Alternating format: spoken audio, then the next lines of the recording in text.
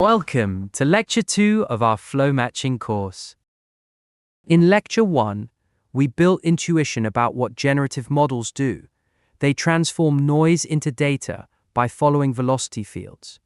We used physical analogies, wind maps, moving sand, and saw our running example of a Gaussian cloud transforming into the two moons shape. Today we make that precise. We are going to learn the single most important equation in this entire course, the Ordinary Differential Equation, or ODE. And we will see how a neural network can learn to define the velocity field that drives this equation. The title says Teaching Networks to Draw Flow Lines, and that is literally what we will do. By the end of this lecture, you will understand exactly how a neural network can learn to move particles from noise to data, one tiny step at a time. Let us quickly recap what we established in Lecture 1. As we saw in Lecture 1, a generative model transforms noise into data. We imagined a velocity field, like a wind map, where arrows tell each particle where to go. We said the simplest paths are straight lines, and the two-step recipe is: first, choose a path from noise to data.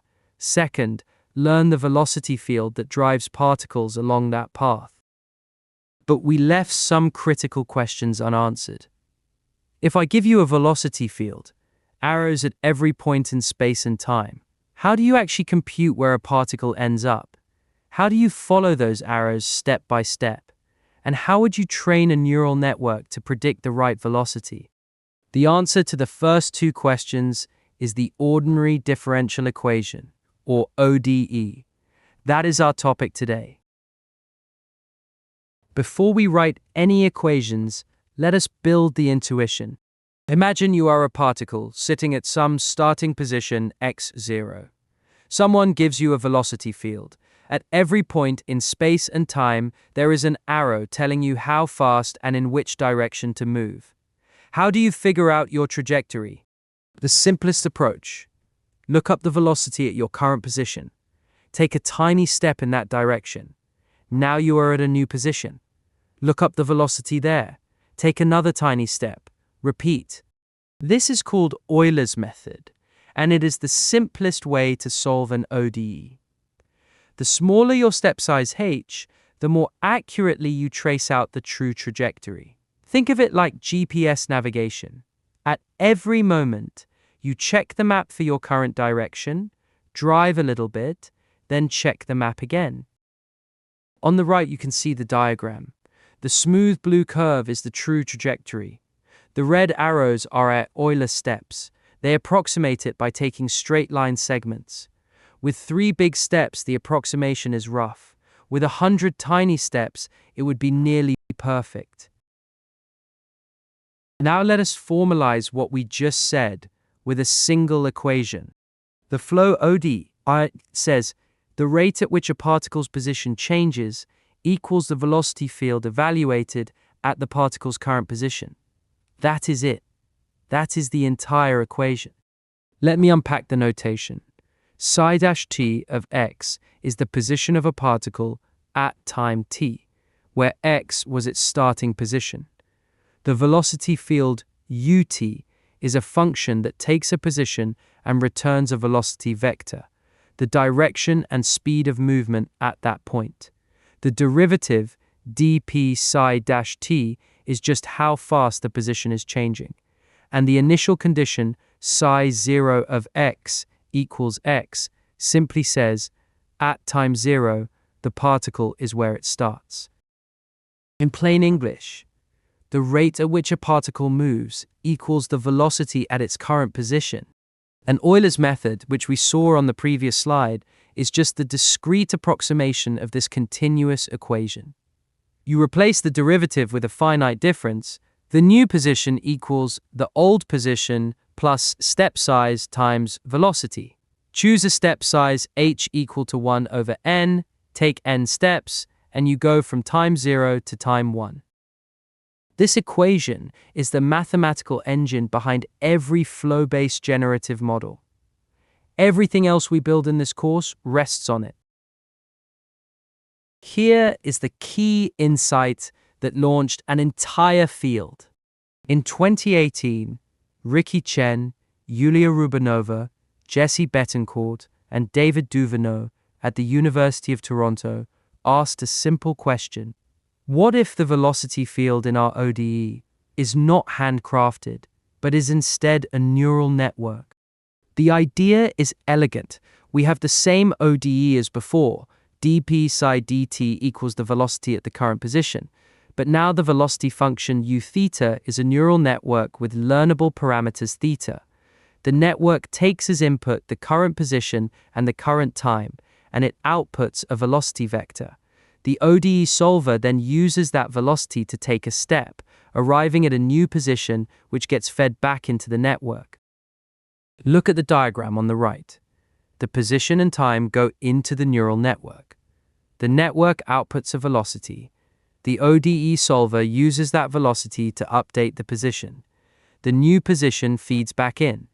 This loop repeats until we reach time t equals 1. This paper won the Best Paper Award at NeurIPS 2018, and for good reason. It showed that you can replace the discrete layers of a neural network with a continuous transformation defined by an ODE, and that you can train the whole thing end to end. This is one of the most beautiful observations in the Neural ODE paper. Look at a residual network, or ResNet. Each layer computes ht plus 1 equals ht plus f of ht. That is, the new hidden state is the old state plus a learned update. This is the standard architecture behind most modern deep learning. Now look at Euler's method for an ODE.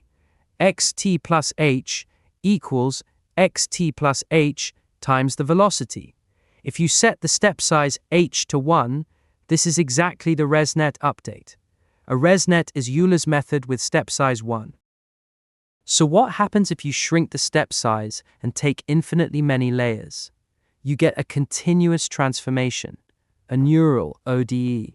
Instead of a discrete sequence of layers, you have a smooth, continuous depth network defined by a differential equation. The practical benefit is remarkable. A ResNet needs to store all intermediate activations for backpropagation, requiring memory proportional to the number of layers. A neural ODE can use the adjoint sensitivity method, a technique from optimal control theory, to compute gradients with constant memory, regardless of how many evaluation steps the ODE solver takes. On the slide, the left diagram shows discrete layer boxes connected by arrows. The right shows a smooth continuous curve. Same idea, different resolution. Now that we know the equation, let us talk about how to actually solve it in practice. Euler's method is the simplest. Take a step of size h in the direction of the current velocity. It is first-order accurate, meaning the error per step is proportional to h. It works, but it is crude. A better approach is the midpoint method. Instead of using the velocity at the start of the step, you first take a half step to estimate where you would be at the midpoint, evaluate the velocity there, and then use that midpoint velocity for the full step.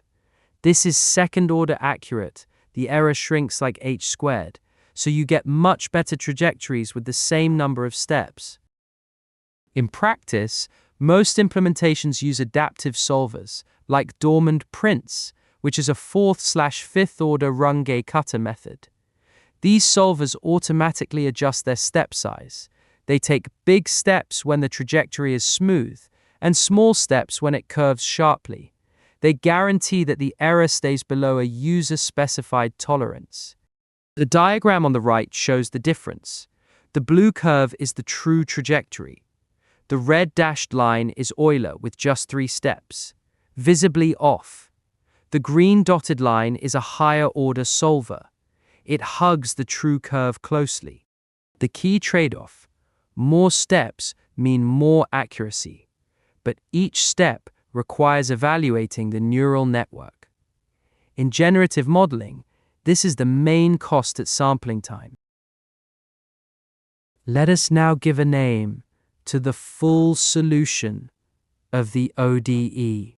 The flow map psi-c takes a starting point x and tells you where it ends up at time t. At time 0, psi-0 is just the identity. Every point is where it starts. At time 1, psi-1 gives us the final destination. Here is our running example from lecture 1, but now with the mathematics made precise. The blue dots on the left are samples from Gaussian noise, the source distribution at time 0. The orange curves are the ODE trajectories. Each particle follows the velocity field from its starting point. The green dots on the right land on the two moons shape, the target distribution at time 1. A crucial property, the flow map psi-t is a diffeomorphism. This is a fancy word for a smooth, invertible function. What it means physically is that no two particles ever collide. Every source point maps to a unique destination, and every destination can be traced back to a unique source. The transformation is smooth and reversible.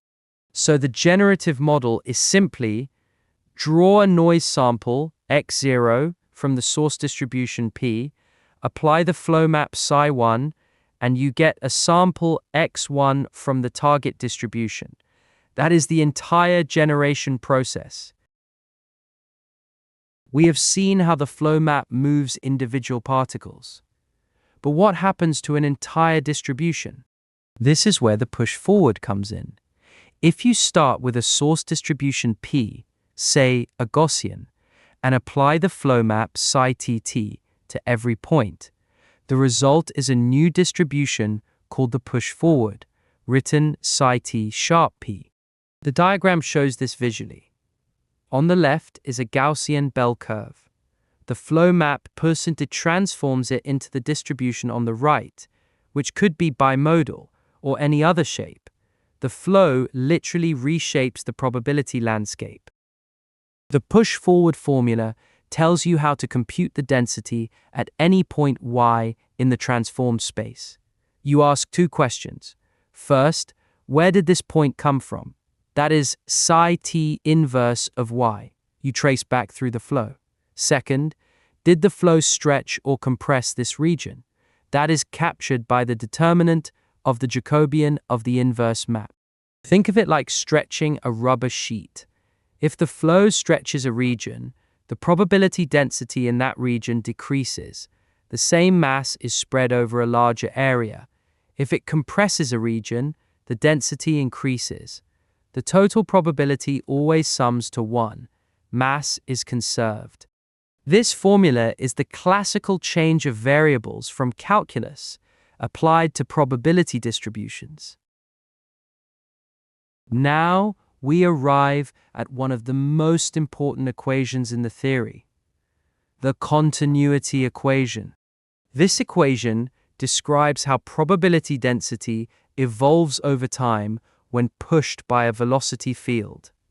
It says, the rate of change of density at a point plus the divergence of the probability flux equals 0. Let me unpack that.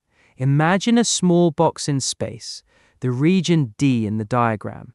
Probability mass is flowing in and out of this box, carried by the velocity field.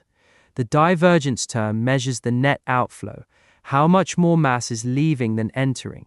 The equation says that if more mass flows out, the density inside must decrease by exactly that amount. No probability is created or destroyed, it just moves around. This is the same conservation law that governs water flow, electric current, and heat diffusion. In fluid dynamics, it is called the continuity equation for mass. Here, it is the continuity equation for probability. The formal statement, known as the mass conservation theorem, establishes an equivalence. A velocity field ut generates a probability path pt if and only if they satisfy this equation. This gives us a precise mathematical link between velocity fields, flows, and the probability distributions they produce.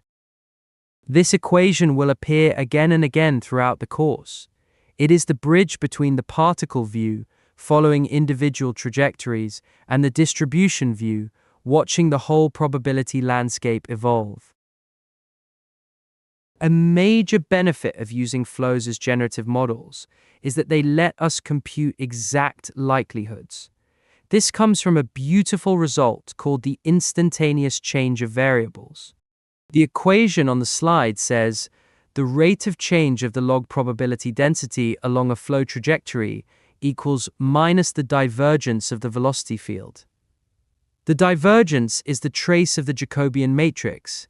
It measures how much the velocity field locally expands or compresses space. Why is this powerful?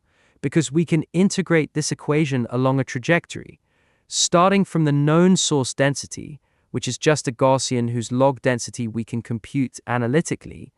We accumulate the divergence along the path, and we get the exact log likelihood at the endpoint. This is a huge deal for model evaluation. If you can compute the likelihood of your data under the model, you can compare different models, detect out-of-distribution samples, and do proper statistical inference. There is also a computational advantage. In discrete normalizing flows, computing the change in density requires the log determinant of the Jacobian, which costs d cubed in the data dimension. In continuous flows, you only need the trace, which is much cheaper, and using Hutchinson's trick, estimating the trace with random projections, you can get an unbiased estimate with just a single extra backpropagation pass. This result from Chen et al. 2018 is one of the key reasons continuous normalizing flows scale better than their discrete counterparts. Now that we have all the mathematical pieces, let us talk about how neural ODEs were originally trained. The goal is to learn the network parameters theta, so that the generated distribution P1 theta approximates the target data distribution Q. A natural approach is to minimize the KL divergence between Q and P1 theta, which reduces to maximizing the expected log likelihood of the data under the model. But here is the problem. To evaluate that log likelihood for even a single data point, you need to solve an ODE. Specifically, you start at the data point y at time 1, solve the flow ODE backwards to time 0, and simultaneously integrate the divergence along the trajectory using the instantaneous change of variables formula. Only then do you get log P1 of y. And that is just for one data point. To compute the gradient of the loss for one training step, you need to solve this ODE, backpropagate through it, either by storing all intermediate states or by using the adjoint method and then update the parameters. The diagram on the right shows the training loop.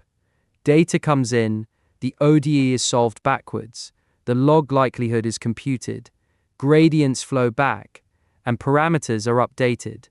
That red box in the middle, the ODE solver, requires hundreds of neural network evaluations per training step. This works. Chen et al. Demonstrated it in their 2018 paper, but it is extremely expensive.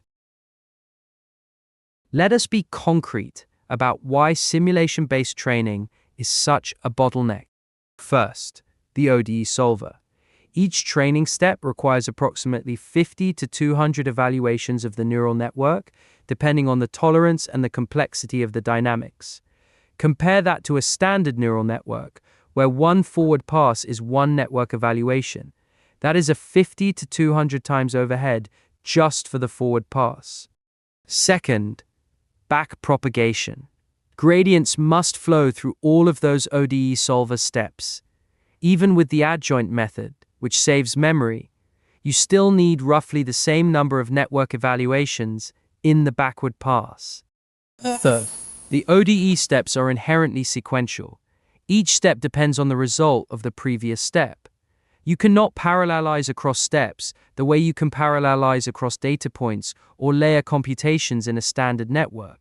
Fourth, numerical errors.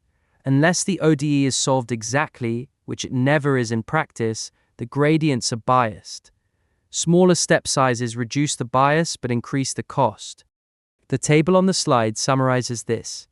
A neural ODE needs n times the computation of a standard network, where n is the number of solver steps.